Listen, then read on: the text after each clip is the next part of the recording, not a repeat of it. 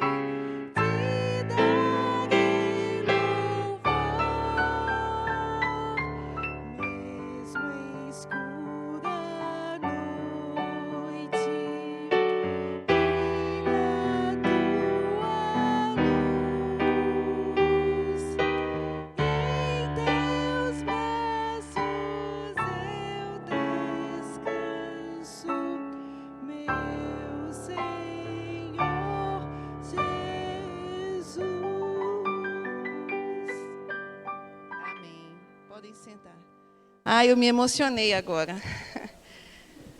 Acostumada, para aquelas que não me conhecem, eu sou Luciene, sou educadora cristã, sou missionária da Convenção Batista Baiana, numa cidade de 15 mil habitantes, no sertão da Bahia, próximo a Paulo Afonso.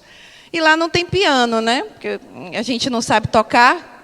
Então, ouvi uma música ao piano, tão bem tocada por minha querida Rosa, e ouvir vozes afinadas, cantando, é emocionante, louvando ao Senhor de manhã. É uma das saudades que o missionário passa, sabe? Mas vamos abrir as Bíblias e ler só um versículo. Isaías,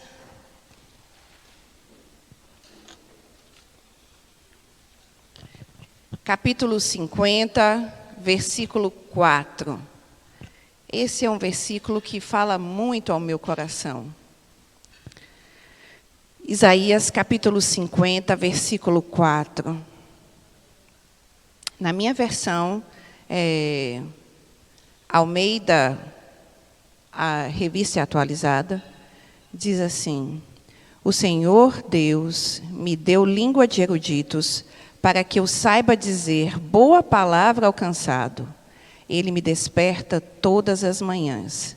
Desperta-me o ouvido para que eu ouça como os eruditos.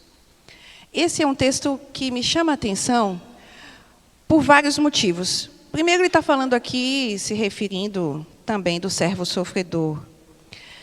Mas eu vejo assim o carinho e o cuidado de Deus. Ele pessoalmente desperta para ensinar. Porque se a gente não aprender, a gente não vai ter como levar a palavra ao cansado, não é? Mas aí tem coisas aqui que me chamam a atenção. Primeiro, que ele recebeu a língua dos eruditos. Ele recebeu um dom, uma característica específica que o distinguia dos demais. E eu acredito que todas nós nos enquadramos nisso. Todas nós recebemos algo que nos distingue. Nós recebemos um dom, um chamado especial para ensinar. E Ele nos deu habilidades que vão nos ajudar. Nos deu a língua dos eruditos, dos estudiosos. Uma capacidade de aprender um pouquinho mais rápido. Eu acredito que todas aqui temos isso. Aprender um pouquinho mais rápido e conseguir traduzir essa aprendizagem em ensino. Nos deu a língua dos eruditos, para que a gente saiba dar uma boa palavra. Não é uma palavra qualquer, não é uma palavra mais ou menos, não é uma palavra de qualquer jeito, é uma palavra boa. E aí, quando eu vejo essa boa palavra, eu lembro que Deus é chamado como aquele que é bom. Então, a gente vai levar algo que tem a ver com a característica divina. Ele é bom. E a palavra? Eu faço relação que Jesus é a palavra. Então, nós vamos levar Jesus para aquele que está cansado, para aquele que está abatido. Nós vamos levar a boa palavra. Por isso, nós temos essas características especiais. Mas para que a gente consiga fazer isso, Deus, pessoalmente, investe em nós, nos despertando de manhã, todas as manhãs, ou quase todas as manhãs, para nos ensinar, para que a gente possa estar cheio do Espírito.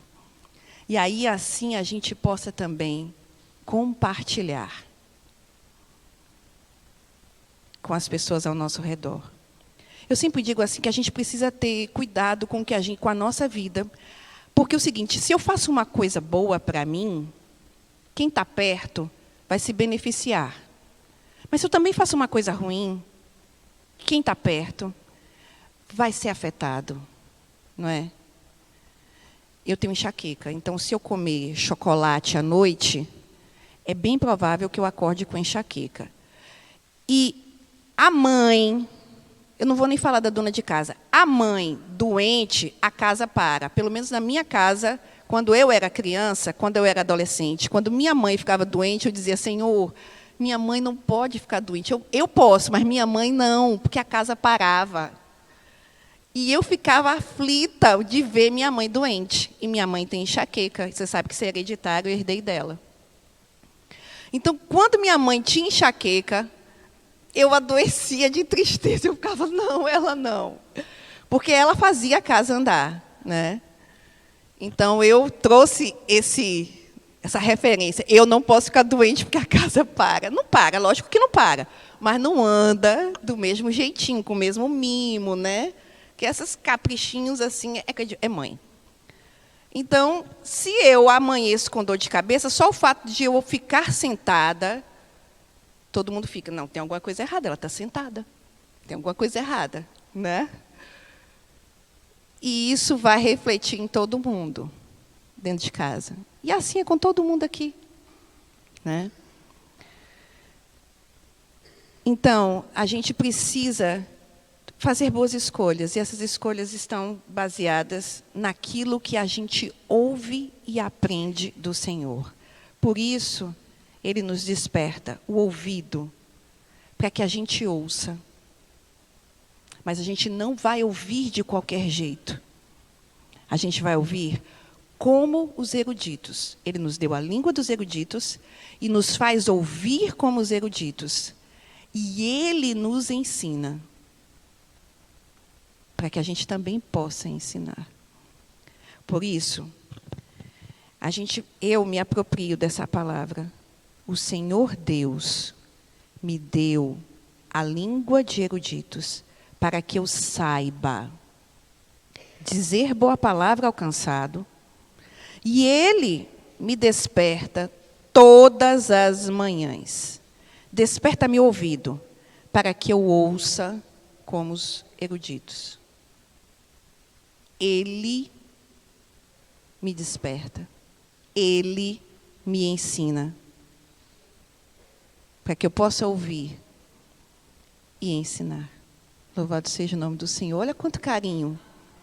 Olha quanto carinho dele. Quanto carinho.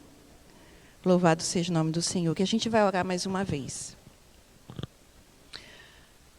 E eu vou pedir a Rosângela que ore mais uma vez, louvando a esse Deus. Nós oramos cantando, não é? Enquanto a gente cantava a música logo de manhã. E agora nós vamos orar mais uma vez, agradecendo e louvando a esse nosso Deus maravilhoso que nos chamou, que nos deu essas habilidades especiais, esses superpoderes. E que nos acorda todas as manhãs para nos ensinar, nos alimentar, para que a gente tenha condições de continuar ensinando.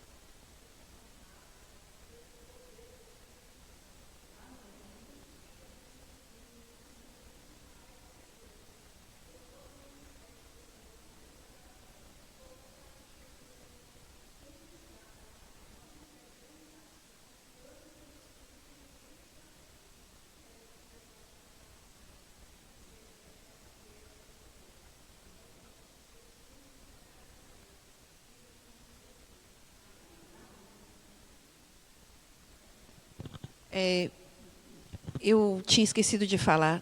Alguém aqui já acordou de madrugada com um versículo na mente? Ou com uma ideia? Pois é. Foi o Espírito Santo que te acordou de manhã para te ensinar.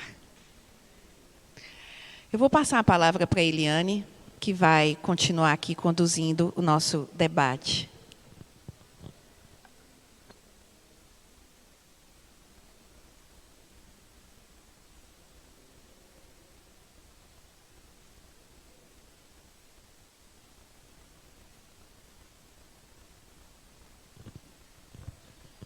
Graça e paz, meninas, e tem os meninos aqui também. Amém?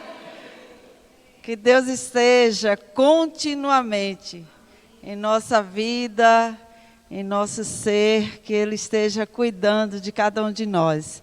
Nós louvamos a Deus. E há um versículo que sempre eu falo nas nossas formações, é um lema meu, João 9:4, que diz: convém que eu faça a obra daquele que me enviou enquanto é dia. A noite vem quando ninguém pode trabalhar. A noite são várias noites, não apenas a noite física, mas a noite de não poder mais andar, de não poder mais falar, de não poder mais e mais e mais algumas coisinhas que vão surgindo com as limitações do nosso corpo mortal. Mas nesta manhã nós temos convidadas especiais. Todas nós somos neste lindo lugar.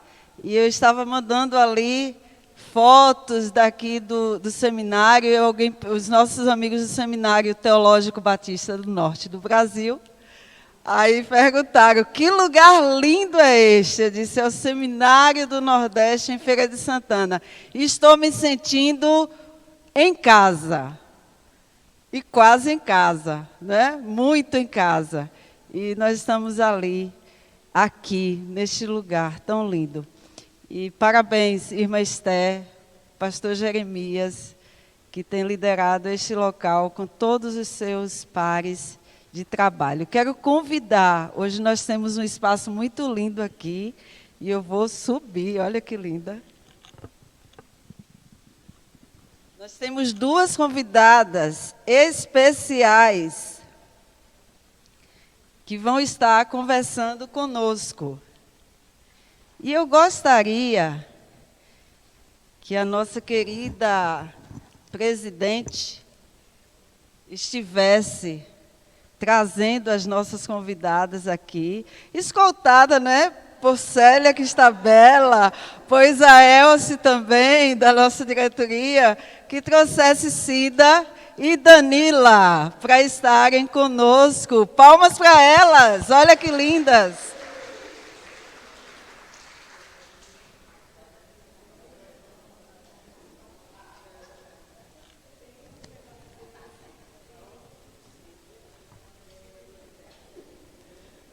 Muito bem, estejam bem-vindas as nossas meninas.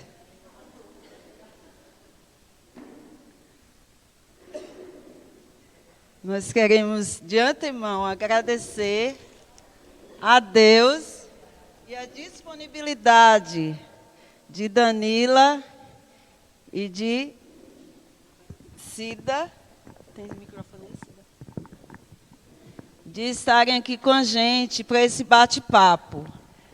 Vai ser realmente um bate-papo, onde nós provavelmente teremos também a intervenção de alguém, se assim achar que deve, que queira. Tá? Nós vamos estar, inicialmente, as nossas meninas vão se apresentar, né, dizendo de onde são, algumas...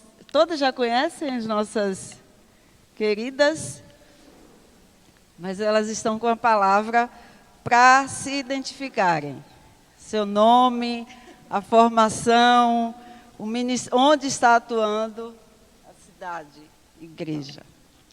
Bom dia, meninas. Bom dia, educadoras e alguns pastores que estão aqui conosco também.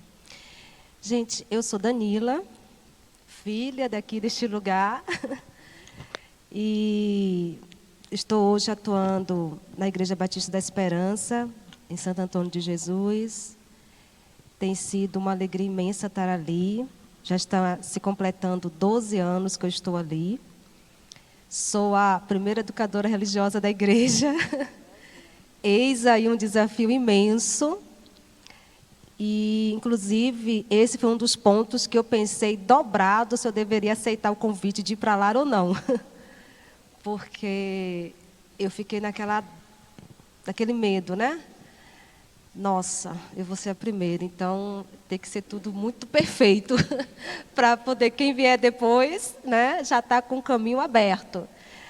Então foi assim difícil dizer um sim diante desse ponto, mas Deus confirmou que ali seria o meu segundo ministério. Na época eu estava retornando para a Bahia. Eu estava em Alagoas, na cidade de Maceió, que hoje eu considero minha segunda casa.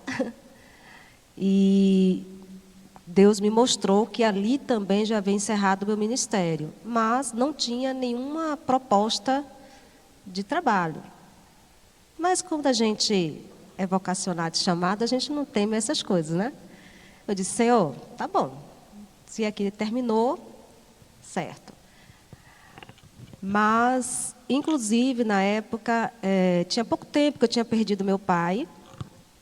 Então, o que eu pensei? Eu vou para casa, cuidar da minha mãe, ficar por lá um tempo, fico sendo voluntária na minha igreja mãe, que é a primeira igreja batista em Ubatã, e vai dar tudo certo. O que eu tenho que fazer, eu faço em qualquer lugar, então a gente faz.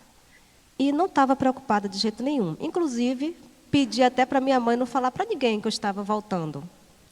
Só que aí a notícia se espalhou entre os amigos, e aí logo a Igreja da Esperança, na pessoa do pastor João Carlos, entrou em contato comigo e a gente foi conversando, ainda sem muito interesse, mas até que eu fui convencida de vir visitar a igreja, conhecer, mesmo sem essa intenção de assumir.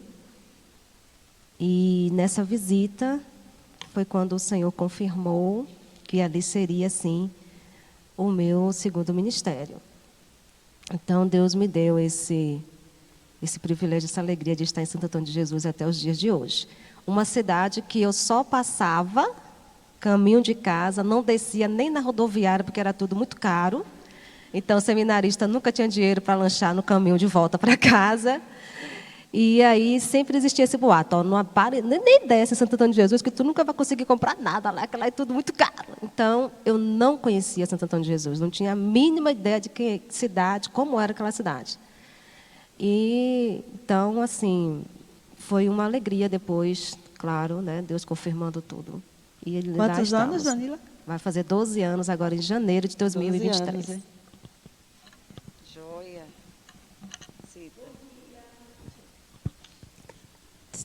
Bom dia, minhas queridas, os queridos pastores que estão aqui.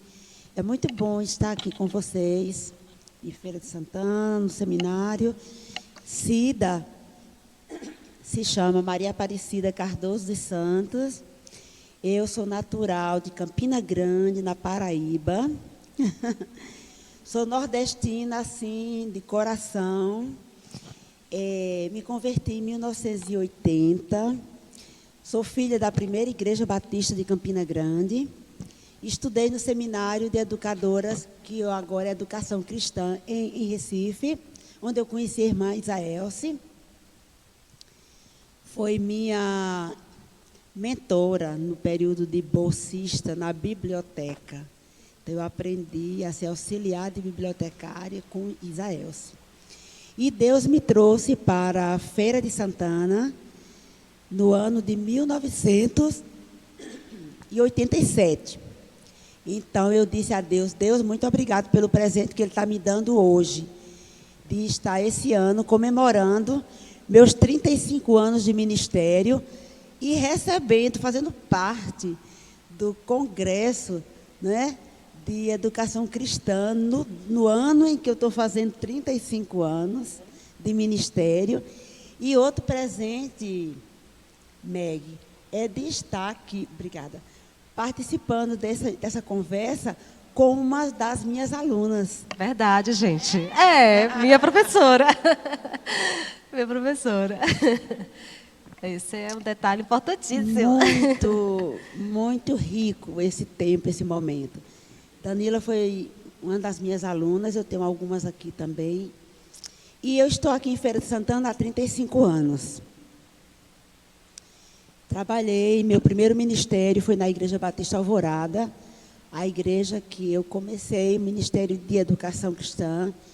Fui a primeira educadora cristã da Igreja Batista Alvorada. Esse sentimento de medo também eu tive, ainda tenho até hoje, né, porque é muita responsabilidade. Depois da Igreja Batista Alvorada, eu passei 2 anos numa igreja filha da Igreja Alvorada, Igreja Batista Aliança, com meu esposo. Depois, Deus me levou para a Igreja Batista Nova Alvorada, outra filha da Igreja Alvorada, e fui educadora dessa igreja durante 10 anos. E em 2017, Deus me disse, volte para onde você começou. Voltei para a Igreja Batista Alvorada Mãe e estou lá desde 2017. Então, é meu segundo tempo de ministério na Igreja Alvorada. 2017, 7 anos, 5 anos. Fiz 5 anos que voltei. Ou outra igreja, outra membresia, outro pastor. É como se fosse começando tudo de novo. Tudo de novo. De maneira que eu nunca saí dos arraiais, da Igreja Batista Alvorada. Eu fui educadora de 2 igrejas filhas e Deus também me deu um grande privilégio no meu primeiro período de ministério na Alvorada, de contribuir com a plantação de uma igreja aqui em Feira de Santana, no bairro do Aviário, que chamava a primeira Igreja Batista do Aviário, filha da Igreja Alvorada. Hoje é uma igreja muito frutífera, atuante, chamada Igreja Batista Nova Geração. Então, eu fui chamada para trabalhar com os alvoradenses. Eu não tenho dúvida, na Igreja Alvorada. E esse trabalho no Aviário tem muito a ver com Eliete Moraes. Nós fizemos uma classe de 5 dias, depois Boas Novas, e a classe de 5 dias foi como uma tarefa prática de um curso que a gente estava tomando com o Eliete aqui na PEC. Nós formamos um grupo de irmãs da igreja para tomar esse curso. E esse mesmo grupo, Deus levantou para plantar essa igreja. Eu não sabia que era isso que Deus queria, mas foi muito claro. E aí, da classe 5 dias, foi classe Boas Novas. Essa palavra que eu estou falando agora é também em homenagem e gratidão aos 50 anos de ministério de Eliete Moraes.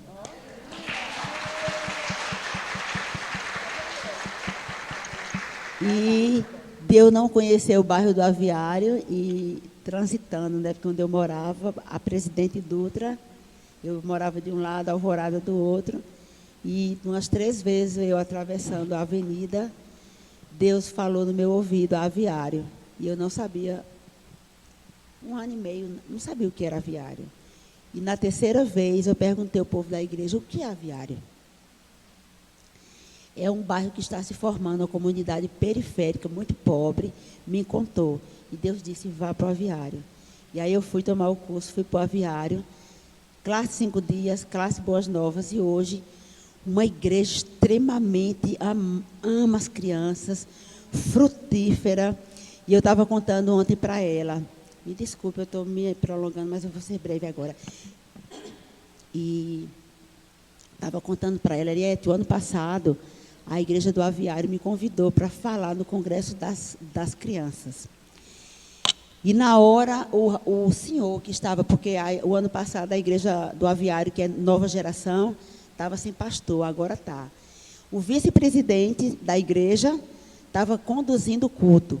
E na hora de me apresentar, eu quase desmaio, choro e tudo.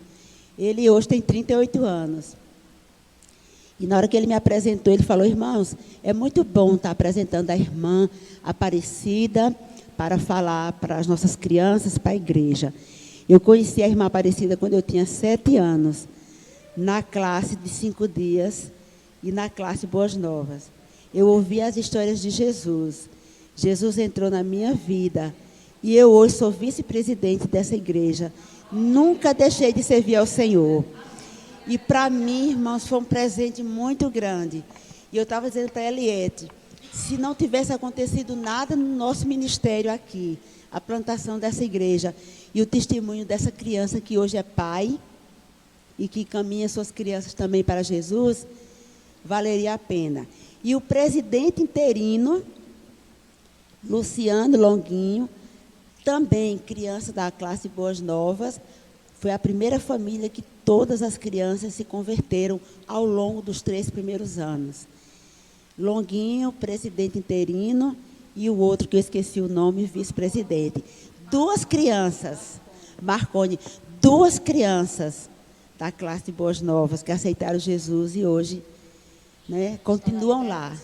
Então, assim, estou comemorando meus 35 anos com essas lembranças e com vocês aqui comigo. Muito obrigada, Senhor.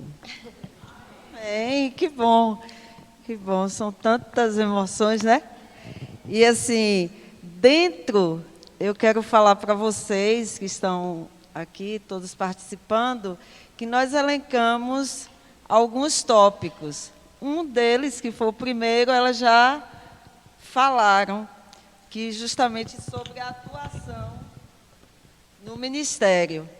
E o segundo tópico, dentro desse arcabouço de trabalho que vocês fazem, nós queríamos pensar sobre o nível de atuação de vocês dentro da igreja e frente aos demais ministérios.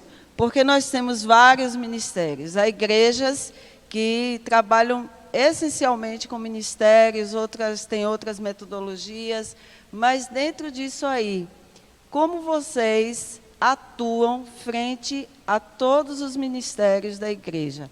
Acham de mais? Acham de menos? É pesado? Não é? Como é que isso... Isso, exato. Olha, vou começar, né, Pró? Até hoje eu tenho dificuldade de chamar ela só de Cida, gente. Pró. É toda hora Pró. Mas ela fica dizendo, é Cida, Danila, é Cida. Olha, só um minutinho, Dani. Os meninos ali, as menininhas, falaram que a gente tem até 10 e pouquinho. Aí quando... Né? Mas a gente tem alguns muito, tópicos, né? Elas já estão cientes de alguns tópicos. Vamos caminhar. Eu vou falar bem rapidinho, então. Assim, meu envolvimento, lá a igreja é por ministérios.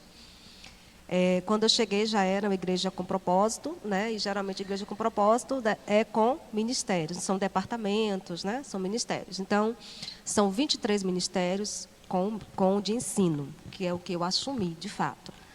Mas eu aprendi desde aqui, né? Com os meus professores, da gente estar se envolvendo com os demais, sendo suporte para os demais. E isso eu tenho feito ao longo de todos esses 22 anos de ministério, em todo lugar que Deus tem me colocado. Eu acabo não me fechando apenas no Ministério de Ensino, mas, inclusive, a Esperança não tínhamos, por exemplo, as organizações missionárias. Mulheres, existia muitas mulheres, mas não estavam organizadas. Levou-se alguns anos, mas hoje nós temos o Ministério de Mulheres, né, que é assim chamada, vai ter o primeiro congresso agora, semana que vem. Então, assim, foi hoje com toda a diretoria, mas antes nós tivemos ainda as mensageiras do rei, eu levei Meg lá, e hoje, a gente estava até conversando com as meninas, nós temos também os embaixadores do rei. Então, são organizações missionárias que a gente levou e hoje eu dou suporte às diretorias dessas organizações. Como também o Ministério Jovem, né? Tínhamos jovens, mas não estavam organizados. Então, a gente foi lá, né, dar aquele suporte inicial. Hoje já tem toda uma diretoria, mas até hoje, Danila, e aí, educadora? Então, assim, sempre estão me ouvindo, buscando opiniões, sugestões, e eu me faço presente também nesses ministérios. Ministério de Família e todos os demais. E o pastoral, que é o tempo todo a gente lá no gabinete pastoral, tendo as nossas reuniões e nós temos lá o ministro de música, que também a gente trabalha junto, em parceria o tempo inteiro, com relação ao coral, especialmente de crianças. E eu tenho o Ministério de Artes, que a gente trabalha, tem uma pessoa, tem a direção, tem a diretoria, mas a gente também está em parceria com esses ministérios o tempo inteiro. Hoje, nós temos um congresso, que é o Congresso Infantil, Congresso de Crianças, fizemos este ano o 11º. Então, por exemplo, nesse momento, a igreja toda espera, todos os anos, esse congresso acontecer. E todos esses ministérios trabalham comigo. O Ministério de Esportes, Ministério de Homens, de Jovens, Mulheres, todos eles fazem parte da minha comissão para essa atividade específica. E assim eu me faço presente com relação às atividades que eles realizam. Então, os cultos de especiais, né, dou esse apoio, né, e esse suporte a todos eles. Então, a gente busca conhecer um pouquinho de cada situação para que a gente possa ter algo a levar para cada um desses líderes, né? E eu tive a oportunidade de participar, né, do Congresso Infantil. Muito bom, muito Você bom. Você viu lá, né? Todo mundo, né? É. Eu que faço menos coisa, toda a equipe faz mais. Nós trabalhamos com o Congresso Infantil e excelente. Mais de 175 crianças. Mais de 175 crianças e hoje são 100 pessoas trabalhando. 100 pessoas trabalhando. Quase uma por criança. Gravem isso. É. Cida, tem alguma coisa a acrescentar sobre o seu relacionamento? Eu tive 2 momentos diferentes na estrutura da igreja. Quando eu cheguei na Igreja Alvorada, ainda era departamento. Então, eu vivenciei essa estrutura de departamento. E aí, liderei a equipe de educação, liderei a irmã Ruth Menezes, Ruth de Almeida Menezes, que foi um desafio para mim. Nossa, eu vou para a igreja e vou... A irmã Ruth era diretora da escola bíblica dominical, e aí a ficha caiu que ela tinha sido diretora da casa que eu me formei. Então, meu primeiro grande desafio quando eu cheguei foi liderar pessoas tão capazes, né? Mas ela foi uma bênção na minha vida. Então, eu procurei entender essa estrutura de departamento, fortalecendo, capacitando, porque eu tinha muito em mente que o meu trabalho era produzir bastante líderes para que a igreja crescesse, porque os desafios da igreja, as demandas da igreja, ela só pode ser suprida com estruturas onde há liderança preparada. Não adianta saber que há uma demanda, uma área necessária, mas você não investir em formação de líderes. Então, no meu primeiro ministério, eu investi muito, porque eu tinha muito isso no meu coração. Preparar líderes para que, numa renovação de diretoria, a gente pudesse escolher, até ter para... Né? E Deus me deu esse privilégio. Trabalhei com o pastor Walter nesse primeiro momento, depois a igreja quase 3 anos sem pastor. E uma peculiaridade do meu ministério é que, assim, eu trabalhei muito em igrejas, em período que a igreja estava sem pastor. E, para mim, isso era um desafio muito grande, né? Eu até brincava com os pastores, olha, não me convide não, porque onde eu chego, 1 ano e meio, 2 anos, o pastor vai embora. Brincadeiras à parte, mas foi assim. Alvorada, 1 ano e meio, o pastor Walter já estava em processo de sair, e eu, educador, desenvolver seu ministério. Em igreja sem pastor é muito complicado, porque você tem 2 ministérios.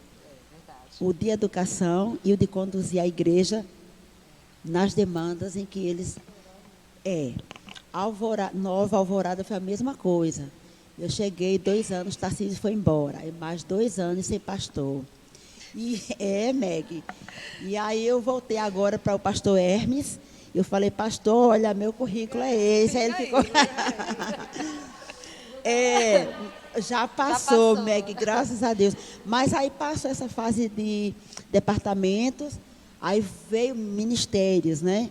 A compreensão de rede ministerial. As irmãs lembram da época em que a Bahia estava trabalhando com rede... O G5, que também foi uma proposta de igreja trazida pela Convenção Batista Baiana. Aí eu tive a oportunidade de trabalhar com a estrutura de G5 na Igreja Aliança, porque meu marido era pastor de lá, e foi feita a formação.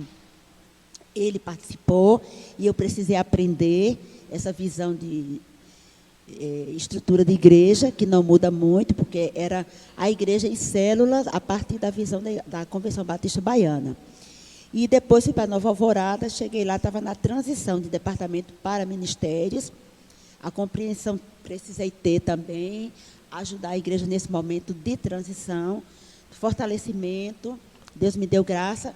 Voltando para a Igreja Batista Alvorada, eu encontro a igreja em ministérios, porém, na transição para a Igreja Multiplicadora. Então, eu tive que me adaptar e aprender sempre. Sempre que Deus me tirava de um lugar para o outro, eu tinha que aprender o jeito de ser igreja para onde eu estava indo e respeitar. Então, quando eu vim para a Igreja Alvorada, eu já vim com a ideia de Igreja Multiplicadora um acampamento em Poju, em Jagaquara. Meg estava lá. Exatamente. E lá eu não sabia, Meg, que Deus já estava me preparando para ir para uma igreja de visão. Ali eu já fui para discipular. isso, viu? Em Então, Jaguaquara. quando eu cheguei na Igreja Alvorada, eu já vim com uma oficina que estava fazendo de EBD, multiplica essa coisa toda. E aí o pastor Hermes investiu muito em mim para que eu compreendesse assim rápido toda a visão discipular, principalmente na área de ensino, pequenos grupos de criança.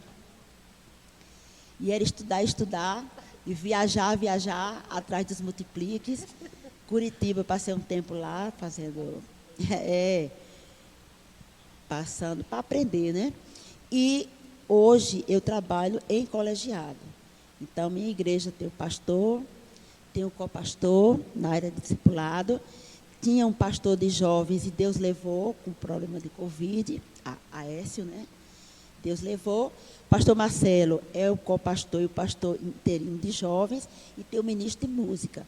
Então, a gente tem um colegiado que se reúne semanalmente, uma tarde inteira, para trabalhar as demandas da igreja. Não deixa de ser uma capacitação, um AC. Na linguagem de pedagógica.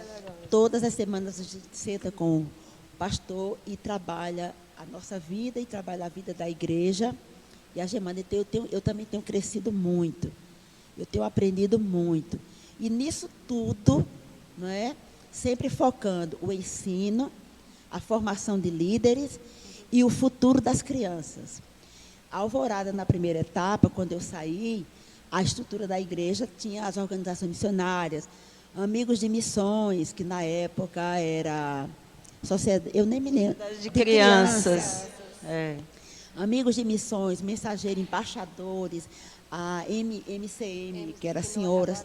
E aí eu passei 13 anos fora e retornei. Quando eu retornei, a estrutura das organizações tinha parado. Até o momento, a gente não tem ainda, não voltou. As mães estão batendo na minha porta, os pais também, todo mundo querendo que volte. Mas por conta do momento pontual de igreja multiplicadora e consolidação de alguns aspectos, a gente ainda não tem liderança formada, mas a gente, para 2023, é uma... Voltar. É uma meta. De missões. É uma meta. É uma meta. E minhas irmãs, em todos esses vai e vem da minha vida, uma coisa Deus me ensinou. Você precisa aprender. Você está em formação. Você está crescendo. Você não está pronta ainda. E eu sempre aprendendo. Que bom, não é? E Danila ia justamente, né, falar amigos de missões. Como é importante, não é? Amigos de missões. Porque, olha só, essa criança... Mensageiras do Rei, embaixadores do Rei.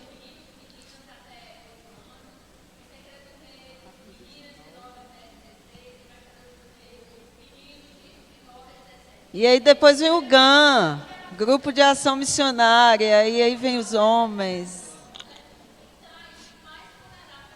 Com certeza.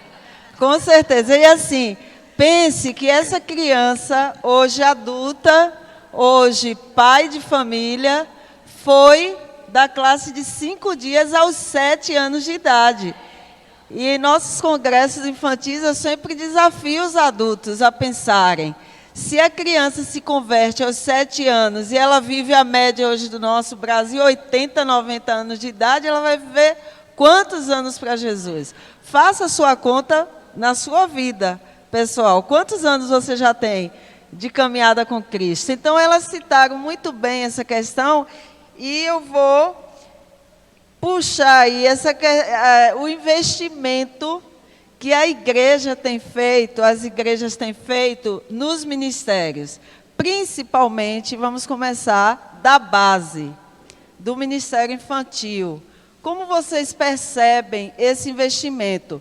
A outra coisa, com relação a esse relacionamento com ministérios, há muito que nas igrejas se separava Ministério de Música, Ministério de Educação Cristã. Então, o Ministério de Educação Cristã, o educador religioso nos bastidores, e o Ministério de Música na plateia, né? Assim, na plateia, no palco. Então, como é que hoje há essa relação, a base infantil e essa relação de ministérios, principalmente música e educação cristã? Olha, assim, eu nunca sofri com relação a isso, não. Graças a Deus.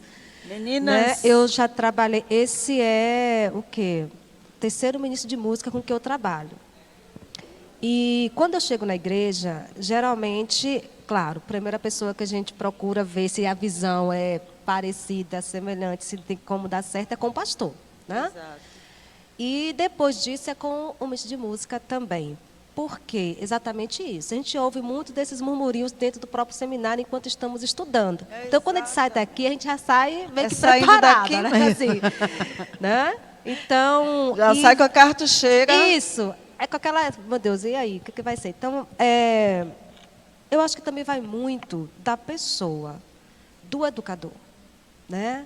Se ele está indo para realmente servir e somar com quem lá já está ou com quem chega, as coisas ficam mais fáceis. Claro que a gente vai ter uma situação, uma e outra, né? Mas, assim, tudo vai muito de você, de como você está levando o seu ministério, né? A importância que você está dando em se relacionar bem com os líderes que estão lá, né? E você o tempo todo mostrar isso em práticas, não só em palavras, né? De que você está ali para somar, né? Para multiplicar. Vamos usar aqui a linguagem da igreja multiplicadora, né? Para multiplicar. Então, assim, graças a Deus, eu nunca tive essa dificuldade. Primeiro que a primeira pessoa que eu me uno mesmo é o pastor da igreja. E aí vem em seguida o ministro de música e os demais líderes. Já passei por alguns apertos? Sim, normal, né? Porque somos pessoas ao mesmo tempo diferentes. Mas a gente tem como somar, sim. E então, assim, nessa área eu não tenho queixas assim absurdas que eu pudesse compartilhar com vocês de sofrer por isso, não. E a gente sempre conseguiu se ajustar bem, tá? Graças a Deus, se ajustar bem.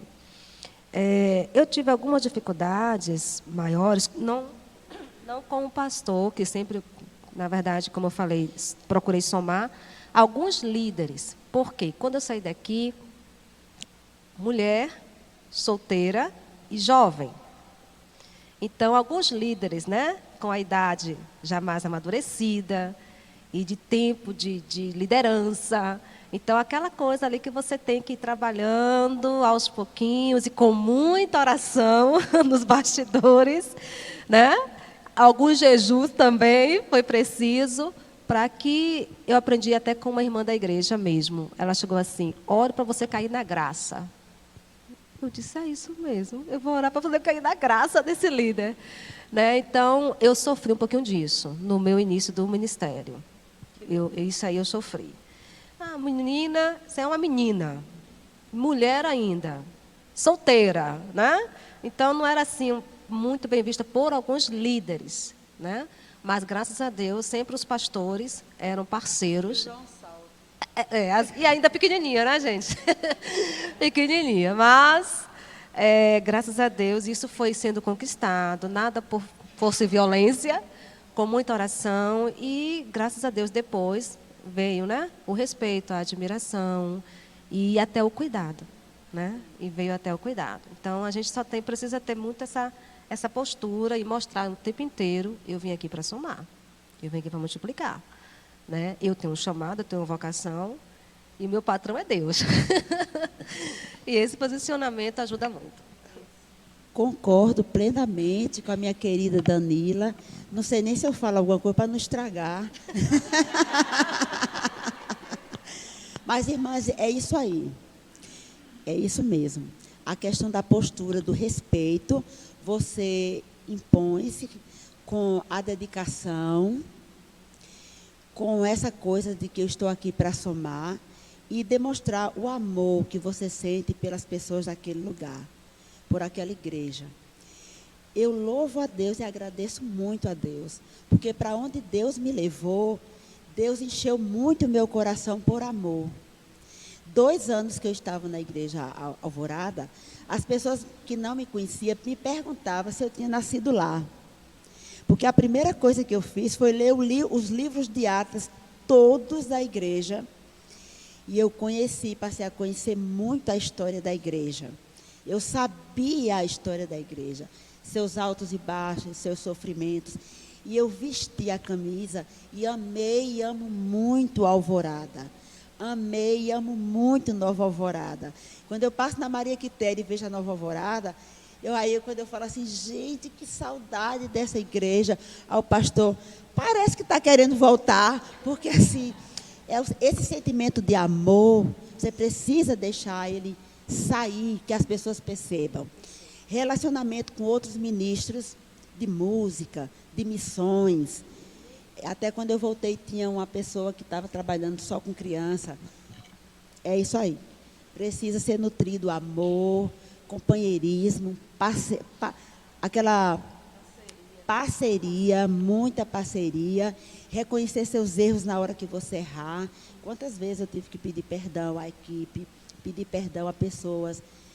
No meu primeiro ministério, pedi perdão por uma coisa que eu fiz em público, a igreja toda, e Deus me dizer assim, próximo domingo você vai lá, na hora dos avisos, e vai pedir perdão para a igreja toda. Porque aquela palavra que você deu naquele aviso foi uma palavra infeliz. Vá curar.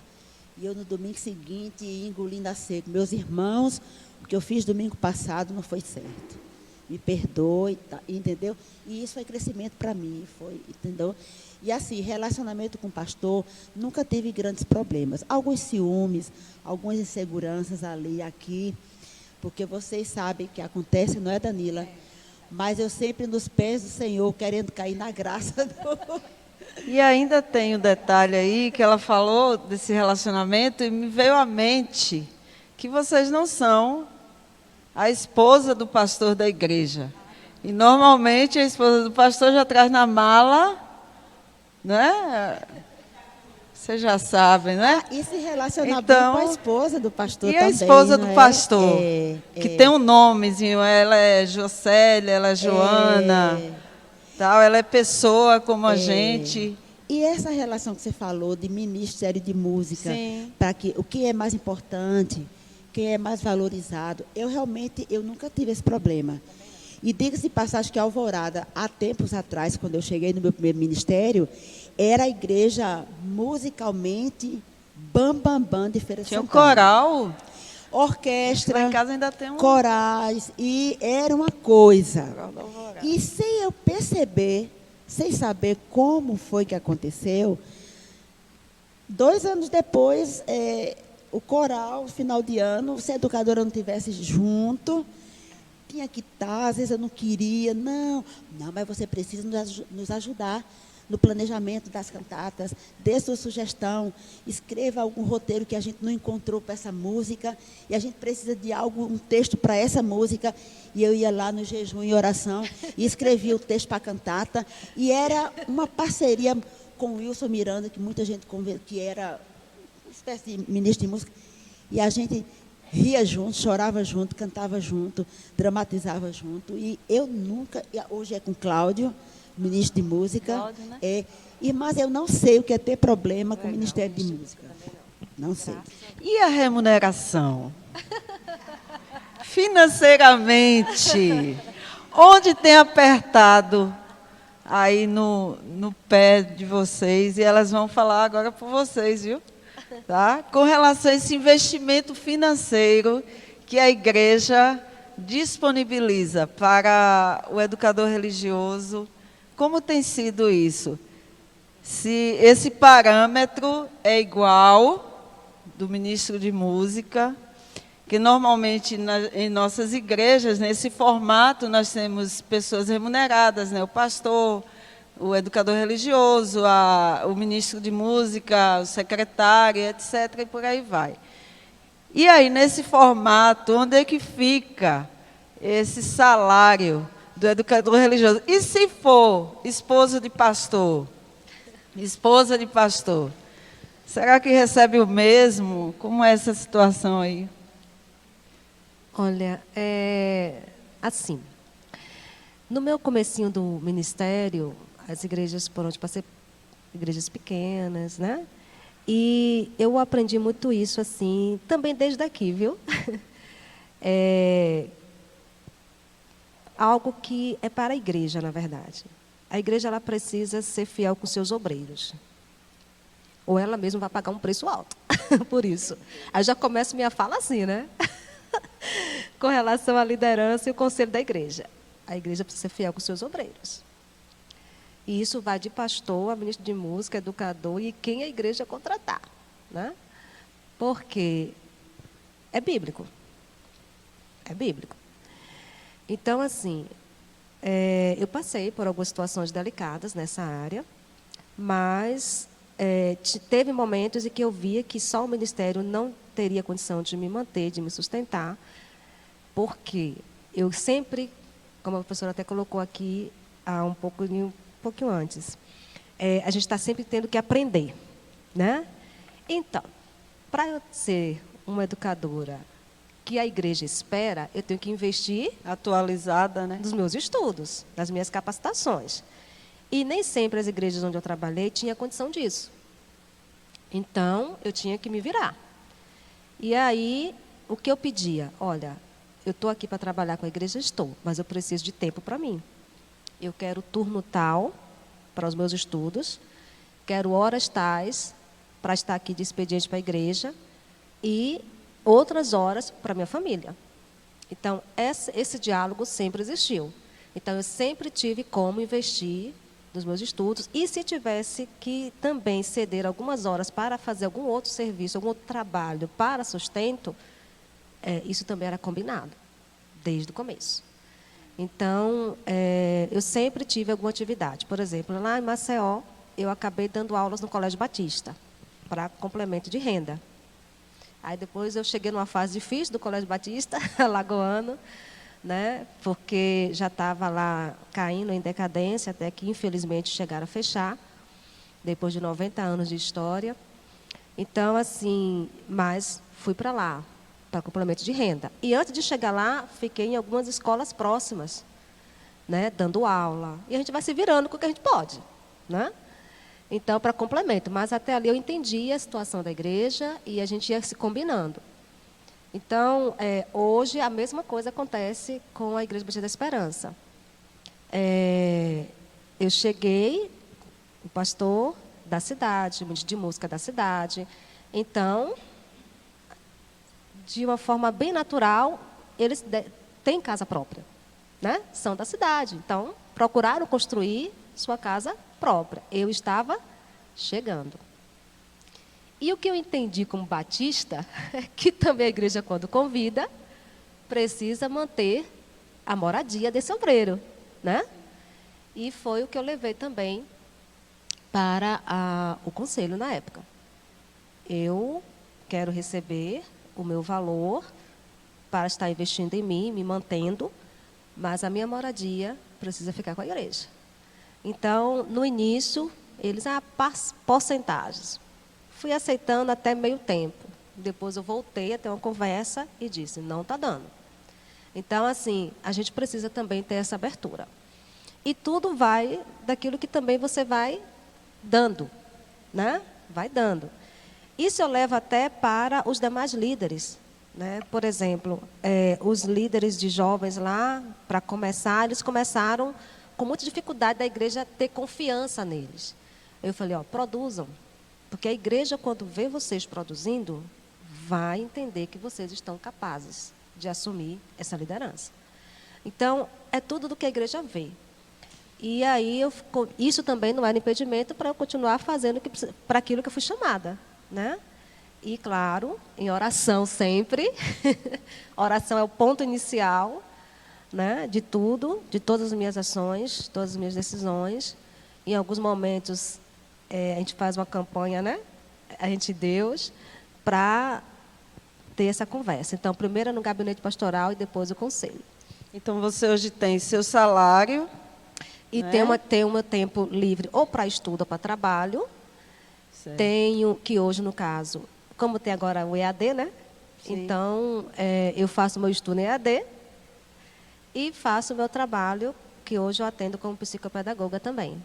Sim. Então, eu já trabalhei na escola SESC, mas já vi que para conciliar ficou complicado. Mesmo assim, ainda fiquei 5 anos e quase 6, 5 anos e alguma coisa. Mas, assim, nada que me impeça ou que venha trazer obstáculos para o desenvolvimento do meu ministério. O ministério é prioridade, é primazia. Tudo vem depois. Seja um trabalho, seja uma formação, tudo é depois. E a igreja ainda... Abordar. Sim. Sim, com o pastor E a e a igreja liderança. paga também, investe no aluguel da sua casa. Investe. Beleza. Decida. Maravilha, é exatamente isso aí. E uma coisa que eu lembrei quando eu cheguei, né, que assim, sempre que há uma mudança, sai do ministério para o outro, o critério é o mesmo. Precisa ficar muito claro. Sim. Na conversa com o pastor, na conversa com a diretoria, seja como for a forma como sua transição, sua chegada vai acontecer. É o pastor com os tesoureiros, é o pastor com a diretoria, é o pastor com o conselho. Você precisa ser, primeiro, sincera com Deus, no que você vai falar, com você mesmo. Não ter medo de dizer, e se eu falar isso, será que eu vou ser aceita? Não tu mandei eu, Isaías lá 41, né? Não temos. Então, assim, eu sempre fui muito clara. Amo muito a igreja, amo muito a meu Senhor, amo muito o meu chamado, mas eu tenho consciência bíblica de que o obreiro é digno do seu salário, e nas minhas negociações com a igreja e pastor, eu sempre fui muito clara. Então, no meu primeiro ministério, 50% do aluguel do apartamento era a igreja. Teve uma época que a igreja cobriu plano de saúde, salário. Se eu ganho mais ou menos do que o ministro de música, eu não sei, porque eu nunca soube quanto é que o ministro de música que trabalha comigo ganha. Eu nunca me preocupei de saber. Mas é possível que hoje Cláudio ganhe mais do que eu, porque Cláudio chegou no momento em que a Igreja Alvorada estava sem pastor, e eles preferiram, no momento, chamar primeiro o ministro de música, porque os pastores não estavam dando certo, e a igreja estava precisando. Então, ele hoje mora na casa pastoral, o pastor Hermes, que é o pastor, mora num apartamento pago pela igreja. Então, é muito do momento. Sim. É possível que ele ganhe mais do que eu? Sim, mas eu não quero saber nem quanto é que ele ganha mais. Primeiro, minhas irmãs, porque, infelizmente, a cultura do Brasil, de salário, homens ganham mais do que mulheres, isso perpassa pela igreja. Não se iludam, minhas queridas. Mas assim, não me preocupa, não quero saber quanto, eu quero saber o que a igreja cada ano está me esforçando para melhorar a minha proposta. E o ano passado, esse ano, a igreja honrou que ela me disse, olha, você vai começar essa segunda etapa aqui ganhando X, mas nós vamos gradualmente aumentando até chegar ao que a gente realmente acha que é digno, que é justo. E eles me deram assim, um aumento substancioso que eu nem entendi, mas deu. Então, assim, glória a Deus, entendeu? Tenho minha casa própria hoje, então não preciso do aluguel, isso é revertido para o meu salário. E, como a Danila falou, sempre tive outros trabalhos seculares, né? Quando meus filhos cresceram mais, eu voltei a estudar, fiz pedagogia, e aí tive a oportunidade de ter outras Não sei se vai ter alguma pergunta sobre atuações fora de igreja, porque aí eu paro aqui. Pode falar alguma coisa? Pode sobre falar? isso? Que Danila já citou. Já introduziu, né? Então, assim, depois de 15 anos de ministério, eu voltei a estudar e aí tive a oportunidade de trabalhar igreja, escola, igreja ONG, igreja projeto de alfabetização, ser coordenadora de núcleos de alfabetização do Instituto Paulo Freire. E até a igreja presbiteriana eu fui educadora 6 meses. Ok. Exato. Então a gente já está ali sendo pressionada pela. Tem um ponto aqui no meu ouvido. Diminuíram, viu, ali uns 5 minutos, mas tudo bem. Eu queria, justamente, o nosso tema, eu, educador, cuidando de mim para cuidar do outro. Né? E esse é um tema que a gente, enquanto diretoria, tratando, né, o que seria? E veio a mim essa questão porque eu cuido da minha mãe. Então, eu cuidei de uma pessoa que teve um AVC hemorrágico e quase morre. E, assim, tantas outras coisas. E se um dia alguém falou assim, Eliane, você precisa se cuidar. Para cuidar do outro, você precisa se cuidar. E aí a gente trouxe essa proposta. E Cida citou a questão de plano de saúde. Né? Então, fiquem alertas com relação a isso. É muito importante. E tratando-se, nós estamos vivenciando aí, com fé em Deus, uma saída da pandemia. Hoje a gente não está mais usando máscaras aqui, com todos os cuidados que temos.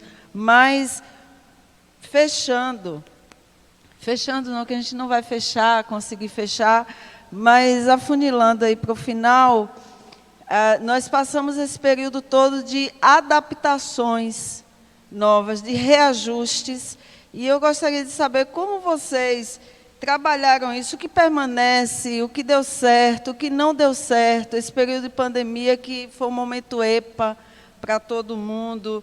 Diante dessas novas ferramentas tecnológicas, vocês são muito estudiosas e estudantes até hoje, né? Então, assim, o que vocês têm a falar para nós e para as meninas que estão aqui com relação a esse tempo da pandemia e o que fica de lições?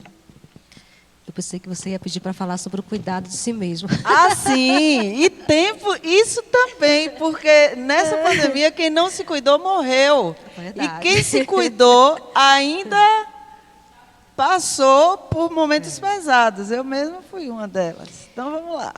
Esse cuidado de si mesmo, eu estou buscando cuidar de si mesmo, né? Inclusive, essa semana eu tive uma... Pilates, uma caminhada. tudo isso, né? Que parou na pandemia e ainda não retornei.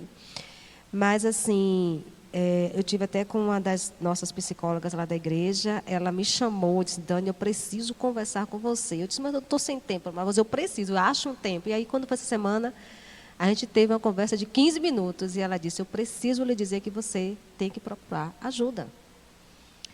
Né? Então, assim, não deixe para depois. Você tem muitas demandas, você recebe muita gente, você ouve muita gente, que tem essa parte, né? Essa parte do educador.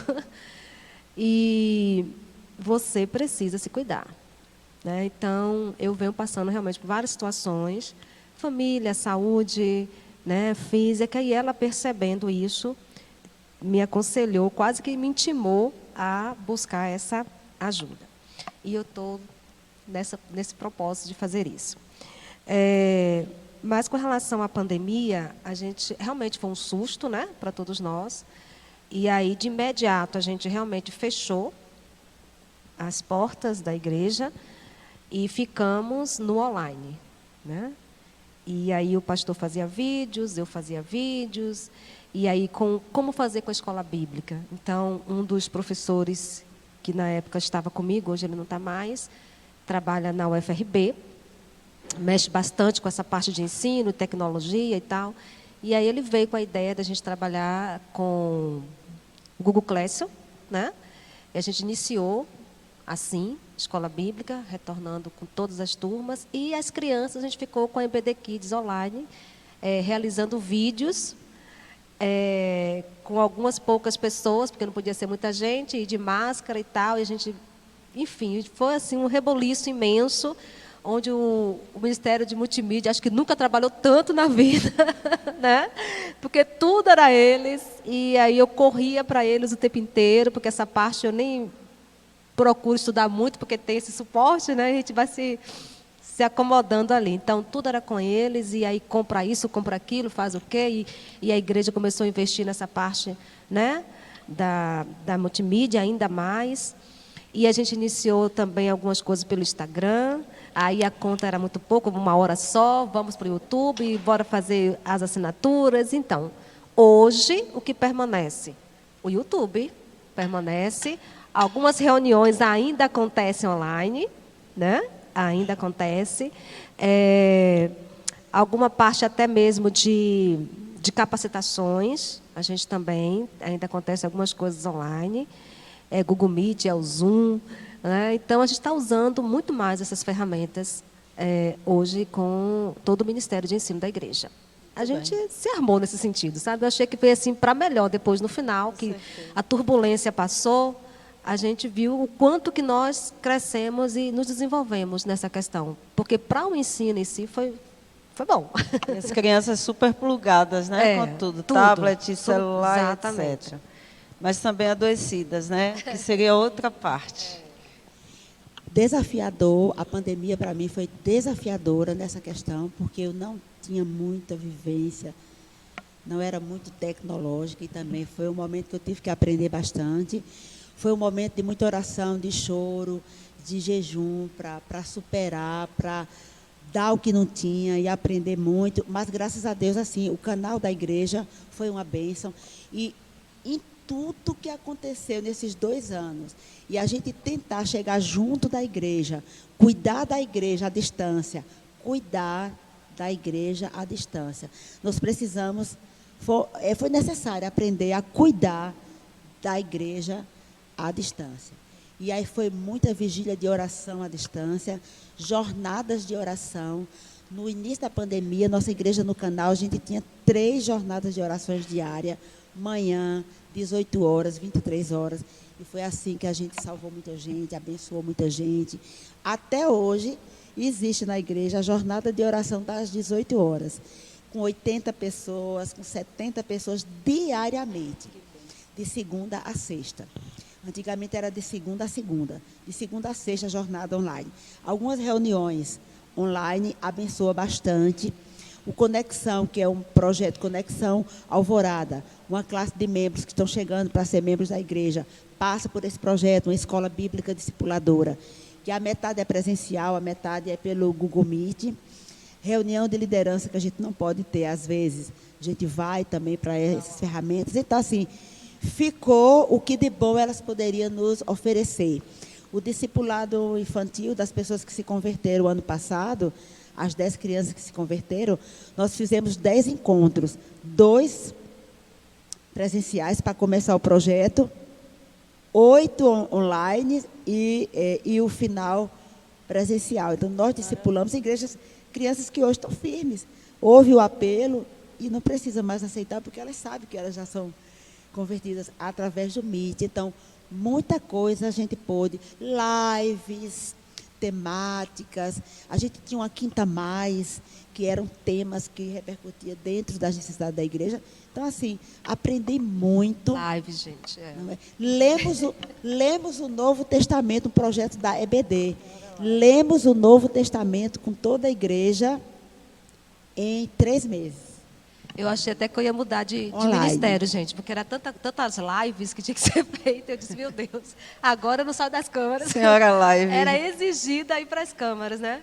Então, porque era muitas, tudo assim. Até o Dia das Mães, a gente acabou fazendo dessa forma, né? Então, No quarto, a gente tinha, assim, uma caixinha, né? Com o batom, com o colar e com uma coisa, porque na hora da live, daqui para baixo, só Deus sabe. Agora, daqui para cima, era o colar, o batom e o cabelo. Altas produções. Meninas, mas nesse cuidado, não façam só para a live.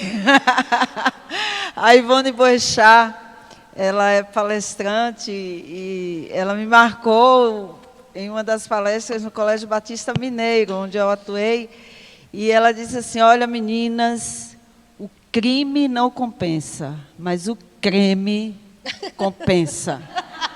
O batom compensa. Então, o salto também.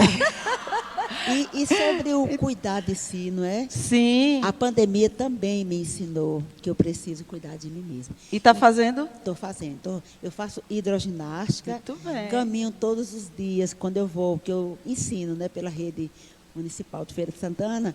Então, a escola que hoje ensino é perto lá de casa. Então, eu vou fazendo minha caminhada e volto de transporte. Faço hidroginástica 3 vezes por semana. Terapia eu faço não o ano inteiro, mas periodicamente, digamos, 4 meses paro, porque todas nós, irmãs, precisamos falar e ser curadas, né? E graças a Deus eu trabalho com o pastor Hermes, e ele é uma pessoa extremamente focada em pessoa. E assim, se tiver alguém doente na família, não, vá dar assistência à pessoa da família que está doente. Você está bem hoje? Não está? Vá cuidar de você. Precisa de mim, precisa do pastor Marcelo, precisa de alguém. Então, a nossa equipe é coordenada por um pastor que valoriza muito a pessoa. Muito bem. As considerações finais, Danila também. Gente, eu estava em casa desde quando eu recebi o convite da nossa presidente, né? Que não foi um convite, foi uma convocação. Eu fiquei, meu Deus, né? Que privilégio, mas também bateu, antes de tudo, um medo muito grande, porque o meu desejo aqui era compartilhar com vocês um pouquinho, né? Porque é muita coisa para contar do que Deus tem feito na minha vida nesses 22 anos de ministério, de chamado, de vocação. Quando eu cheguei aqui neste lugar, eu cheguei como se eu tivesse chegado no céu. Mas não é bem o céu, né? A gente sabe disso. Até porque o céu etéreo fica bem ali, né? E desde aqui eu fui bem peneirada, né? Para assumir o ministério que estava por vir. E os desafios que estavam por vir. Mas, assim, uma determinação que Deus colocou no meu coração foi de realmente ser fiel a Ele nesse chamado e nessa vocação. Se tem uma das coisas que eu não tenho dúvida na minha vida, é do meu chamado. E é da minha vocação. Então, altos e baixos, sim. Muitas alegrias, muito choro, muita tristeza, muita dor, às vezes. Mas, assim, a certeza, a convicção de que sou chamada, de que sou vocacionada, não diminui nada nesses momentos. Essa convicção é que tem me levado a persistir e a insistir em ser educadora cristã. E aqui eu quero deixar para vocês essa palavra, né, que seja uma palavra de consolação para algumas que talvez estejam passando por um processo delicado aí no seu ministério, mas também de renovo para você, de despertamento para outras, de avivamento para todas nós. Amém? Meninas, deixa eu ver aqui, eu separei um versículo. Gente, ela vai chegar. Atos, aí eu lembrei daquela música, né? Eu não vou dizer, eu devia ter amado mais, vi do sol nascer, não vou. Mas eu vou falar Atos 20 e 24. Mas em nada considero a minha vida preciosa para mim, contanto que eu complete a minha carreira e o ministério que recebi do Senhor Jesus, para dar testemunho do Evangelho, da graça de Deus.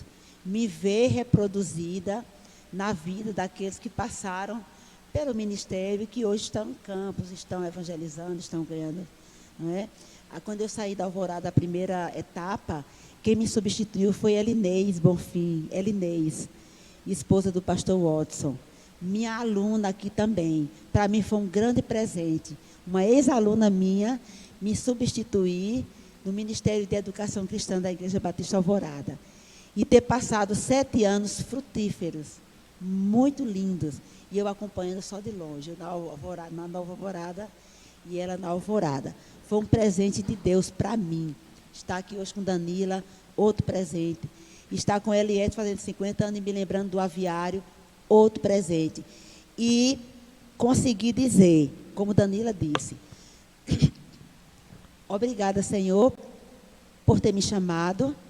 Sou educadora por obediência, por convicção e por certeza de que é isso que Deus tem para a minha vida.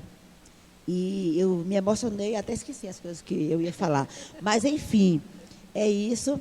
Dei muito trabalho a Deus para dizer sim a Ele. Ele teve que me deixar doente para eu entender o que é que Ele queria para mim. Mas hoje eu termino com isso. Dei os anos mais preciosos da minha vida, porque eu cheguei aqui em Feira de Santana com 20, ia completar 25 anos. Então, eu dei toda a minha juventude para o Senhor.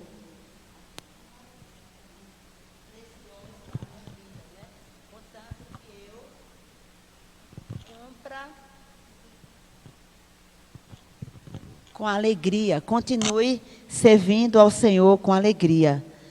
Em nada considero a minha vida preciosa para mim mesmo, contanto que eu complete a minha carreira e o ministério que recebi do Senhor Jesus para dar testemunho do Evangelho e da graça de Deus. Amém. Amém? Nós queremos agradecer. E quão bom seria se essa pergunta que passou aí por sua cabeça, a gente pudesse, né, passar para aqui. Eu sei que cada um aí, talvez alguém tivesse alguma indagação a ser feita, mas que Deus complete o incompleto, tá? Cheiro no coração. O cheiro também compensa, viu? A lavandinha, o perfume, delícia. Nossa presidente com a palavra.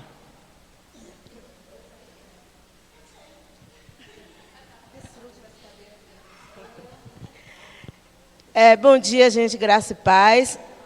Quem está feliz aí? Eu também estou muito feliz.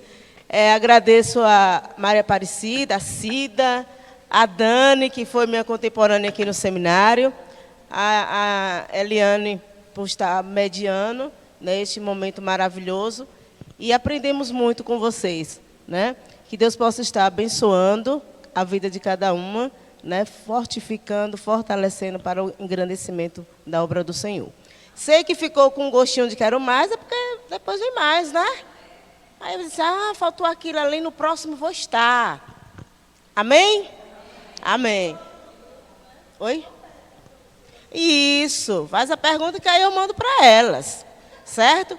E foi gravado esse momento aqui foi gravado, vamos compartilhar depois com vocês e com aqueles que não puderam estar conosco. Lembrando da nossa cesta do... Você já trouxe a sua cesta? Eu ainda não, mas vou trazer.